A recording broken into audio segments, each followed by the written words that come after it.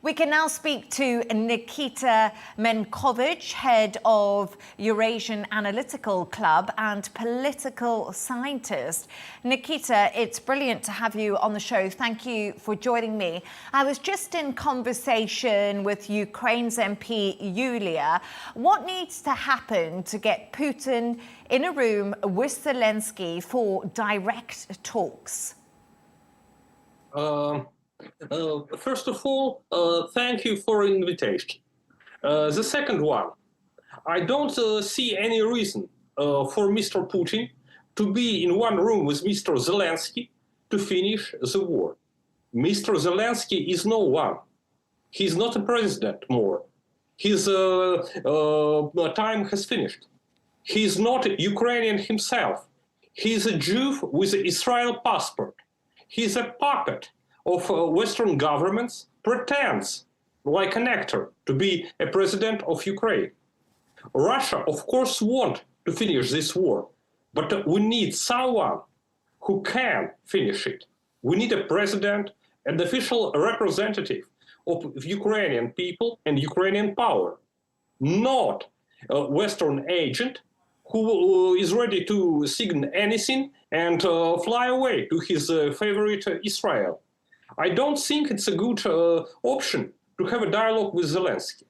I think the first step, what should be done by Kyiv regime, is removing all Western agents from the power, including Mr. Zelenskyy, take those troops back from the Russian-occupied territories, including Kherson, Zaporozhye, Pokrovsk cities, and then we will have a good chance to start a peace dialogue.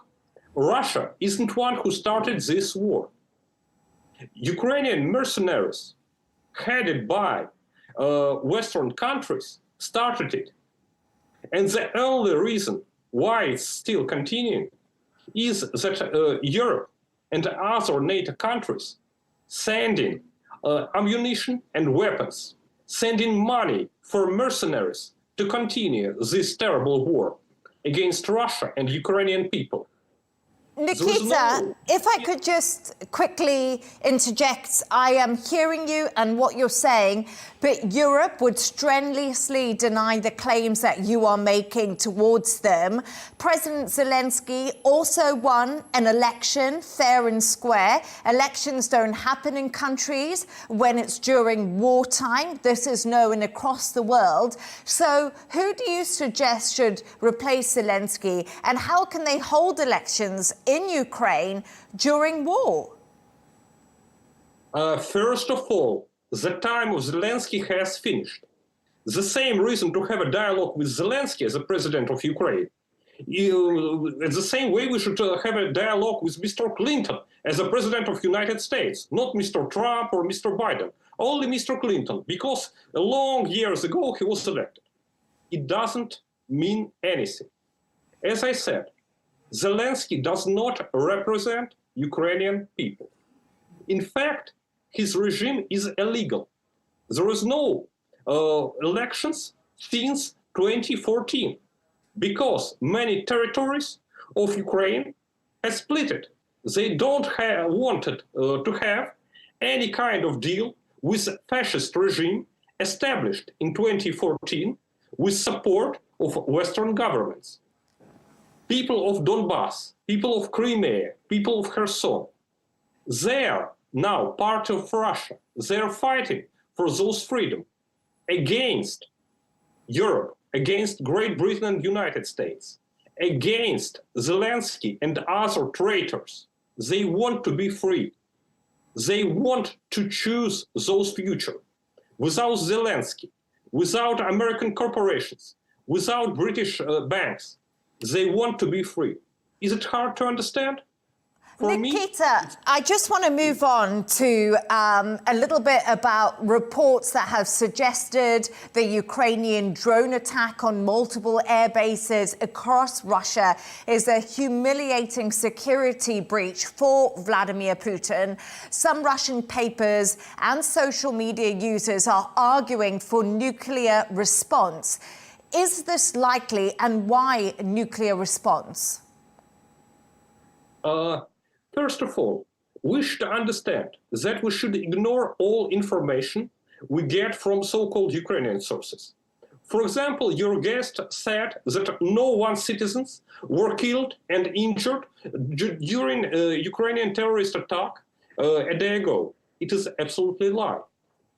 Ukrainian agents exploded 2 bridges in Bryanskaya and Kurskaya Oblast.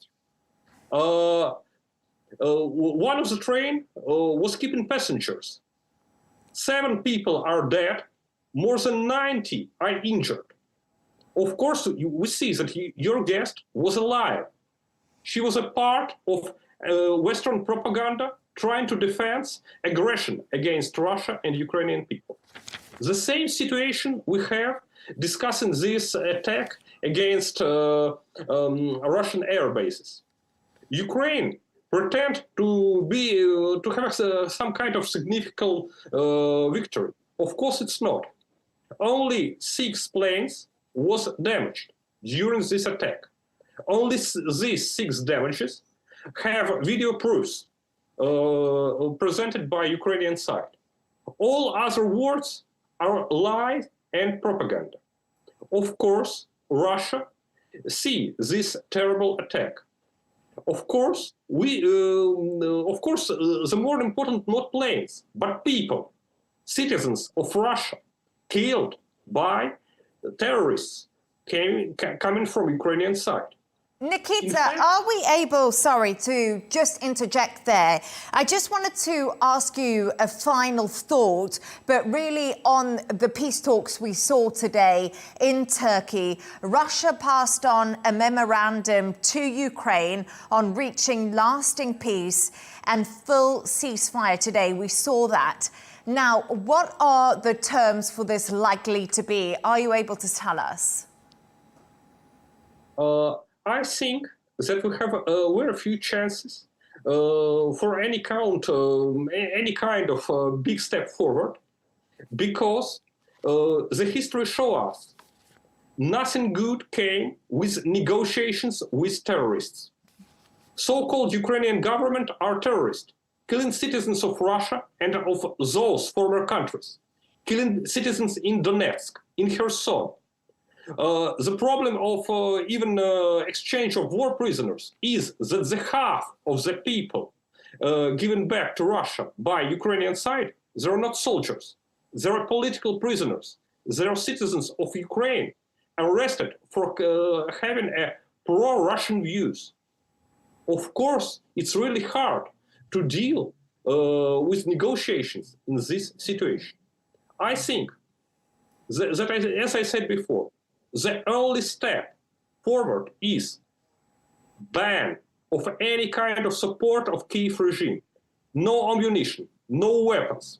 And this war will be finished in 2 weeks. It will be enough. And Ukrainian people will finally become free. Without Zelenskyy, without other Western agents, they will live free and will have a chance to choose those future.